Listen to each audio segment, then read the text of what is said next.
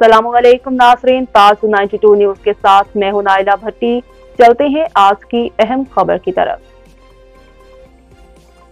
सिंध में आटे की महंगाई के खिलाफ सिंध तरक्की पसंद पार्टी कराची की जानिब से अवामी प्रेस क्लब मलीर के सामने एहतजाजी मुजाहरा करके धरना दिया गया, जिसकी क़ियादत खैर मोहम्मद मक्सी, आशिक थईम, शबीर चांडियो, नादिर मक्सी, नुसरत सोमरो, रानो खान जहरानी और दीगर कर रहे थे।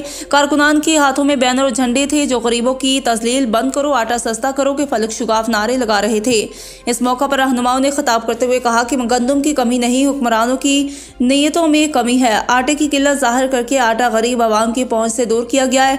उन्होंने कहा कि सिंध हुकूमत का वोटर सिंध की आवाम है। अगर आवाम को भूख बदहाली में मुब्तला करके तस्दील करनी है तो हुक्मरानों को कुर्सी की खातिर फिर आवाम के पास आना है। उन्होंने मुतालबा करते हुए कहा कि आटे की नरखों में कमी करके गरीबों को भूख से मारने का सिलसिला बंद किया जाए।